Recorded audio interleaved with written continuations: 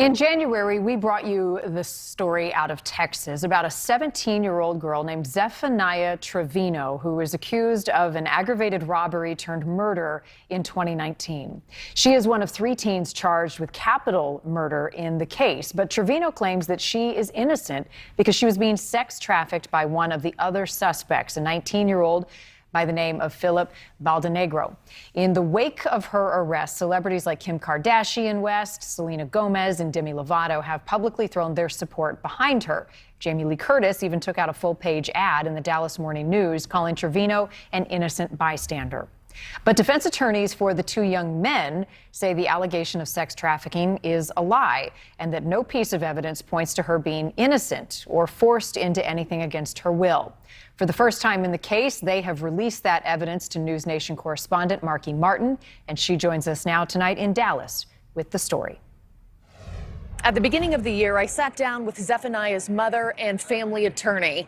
I also sat down with the attorney for Philip Baldenegro. Since our story aired, Zephaniah has been certified by the court to be tried as an adult in the case, which is partly how I'm able to bring you this evidence tonight. And also tonight, for the first time, we're hearing from the defense attorney for the 3rd suspect, who Zephaniah has not named as a trafficker, but the attorney says her claims are so egregious he had to speak out. My name's James Lee Bright, and I represent Jesse Martinez, one of the 3 co-defendants in the capital murder case. In his first sit-down interview, Dallas attorney James Lee Bright opens up about the case and the evidence that before this week has not seen the light of day. You are the first outside person of this whole case to see it. Your client is not being accused of sex trafficking.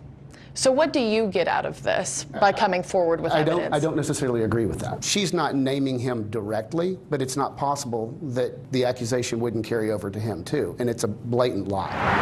According to all 3 legal teams, in August of 2019, Zephaniah, Philip, and Jesse lured 2 men over to an apartment complex just outside Dallas with the motive of robbing them of drugs and money. Over text messages, Zephaniah pretended to be an underage girl with whom the grown men would have sex. When they arrived, Philip and Jesse attacked and held them at gunpoint. Here's part of our January interview with Zephaniah's mother and attorney describing how it all ended.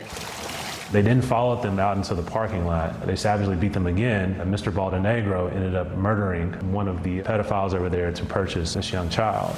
Crystal Trevino says her daughter was involved, but not guilty, claiming Philip forced her to comply, sex trafficked her, threatened her, also arguing that at 16, Zephaniah was too young to make her own choices. I'm sad that she had to go through this alone and couldn't speak up. She didn't know she had a voice.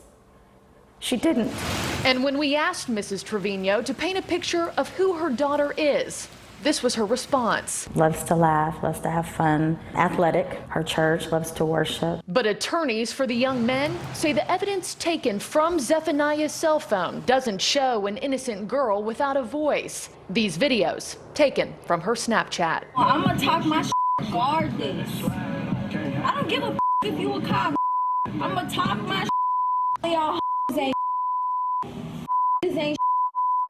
ain't all y'all ain't, which is why none of y'all getting cuffed by me. Facts. In January, 1 month before Zephaniah received adult certification, we also sat down with Philip's attorney, David Finn. At the time, he couldn't show us, but said the evidence on her phone was damning. In her phone, she's looking for guns all the time, for months, searching Glock, starter pistol, Glock, 38 pages of it. These videos also taken from her social media accounts, posing with firearms, smoking weed, and offering low prices for various drugs. This one, holding a palm full of white pills, says tap in, crackheads. Bright and Finn said the case was garnering so much attention, so much support for Zephaniah in the court of public opinion, that they filed for the Michael Morton Act, which would allow them to disclose the evidence. A judge granted it, and they believe their motion was a first in Texas history. And they've done interviews with everybody, People Magazine, Dr. Phil, They've doctored this little girl up to look like a saint, when now I can show you the evidence and you know she's not. On her public Instagram account by the handle Free Zeffie, the family has shared her time under house arrest, cooking family dinner, singing in church choir, taking online high school courses. I hope. In this post, she's FaceTiming with actress Jamie Lee Curtis, who has backed her. You'll let me know what we can do as we move forward to follow it up to bring more pressure. Pressure breaks pipes. Yes, thank you for everything. Pressure Please, breaks it's my pipes, pedal to the metal. Let's go. Another piece of evidence released to NewsNation, this handwritten letter from jail that Zephaniah mailed to her best friend. In one line, she says this: "I wish I could rewind and change stuff. I used to think I was untouchable, that I'd never get caught. Sheesh. Man, was I wrong." She goes on to ask the friend for a favor: to disable her Instagram account, writing, quote, "Feds trying to hack my stuff." Zephaniah gives her her password.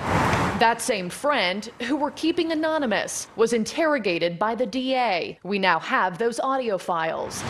When asked what she thought about the sex trafficking allegations, this was her response. What the hell is wrong with them? I didn't even believe that story. Someone was forcing her to do anything. Nope. That Philip had ever threatened her with a gun to do anything. The friend says Zephaniah had robbed people for drugs before, and that she and Philip were in a consensual relationship. In the audio, she says Zephaniah's mom actually liked him, thought he was a good guy. Her family tells a different story. The Trevinos and my client have always maintained that she was not in a boyfriend-girlfriend relationship. We have evidence that shows great abuse from this man against this child. We have great evidence to show that she's tried to get away from this man.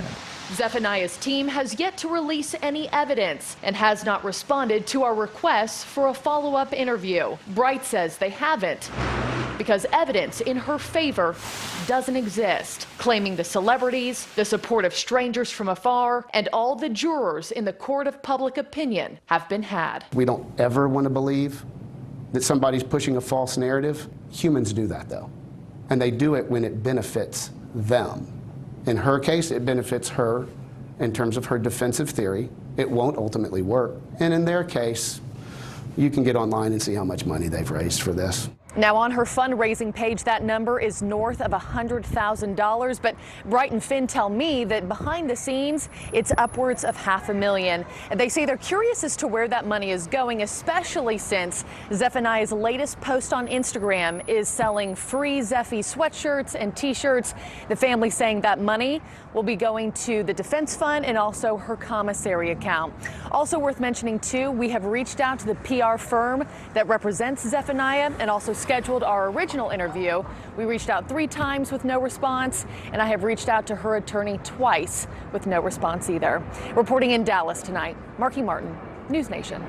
And now an update. Marky did receive a statement late tonight from the Trevino family attorney. This coming in just before the beginning of our newscast, and reads in part, "We are disappointed yet not shocked about Zeffie's recent adult certification. The state of Texas simply does not have the legislation in place to protect sex trafficking victims who are charged with the crimes of their traffickers. The Dallas District Attorney's treatment of this case has been alarming. Over recent months, his office has shown to have an unethical relationship with Zeffie's trafficker's attorney and has endeavored to sponsor theories of victim blaming to justify his prosecution of a child sex trafficking victim. We are encouraged by Zeffie's bravery to fight for herself and other sex trafficking victims facing the same battle she is faced with, and we look forward to her day in court."